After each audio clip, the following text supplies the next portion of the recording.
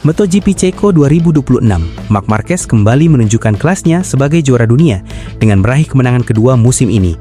Hasil tersebut bukan hanya menambah koleksi kemenangan bagi pembalap Ducati Lenovo Team, tetapi juga menjadi sinyal bahwa perburuan gelar juara dunia musim 2026 semakin memanas.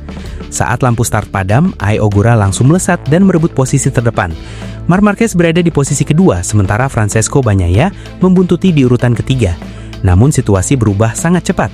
Bahkan sebelum lap pertama selesai, Bagnaia melancarkan manuver agresif dan berhasil menyalip Marquez untuk naik ke posisi kedua. Agresivitas Bagnaia berlanjut pada lap kedua. Pembalap Italia itu berhasil melewati Ai Ogura dan mengambil alih pimpinan balapan. Tak lama kemudian, Marquez juga berhasil menyalip Ogura dan kembali ke posisi kedua. Sejak saat itu, tiga pembalap terdepan saling memberikan tekanan dan menyuguhkan duel yang sangat menarik.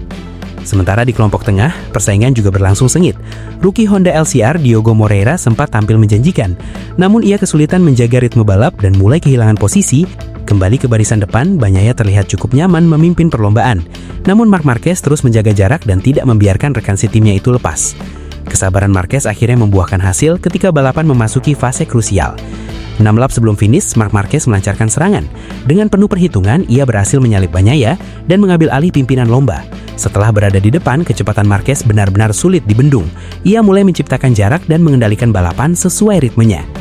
Di belakang Marquez, Ai Ogura kembali menunjukkan performa luar biasa. Pembalap Jepang itu berhasil mendekati Bagnaia dan 5 lap sebelum finish, sukses merebut posisi kedua.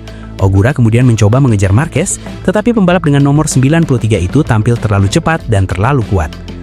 Marc Marquez akhirnya menyentuh garis finish di posisi pertama dan meraih kemenangan Grand Prix keduanya musim ini. Ai Ogura menorehkan hasil fantastis dengan finish di posisi kedua, sementara Francesco Bagnaia harus puas mengakhiri balapan di peringkat ketiga. Fabio Di Giannantonio finish keempat, sedangkan Joan Mir mencatatkan hasil terbaiknya musim ini dengan finish di posisi kelima. Perhatian juga tertuju kepada Jorge Martin.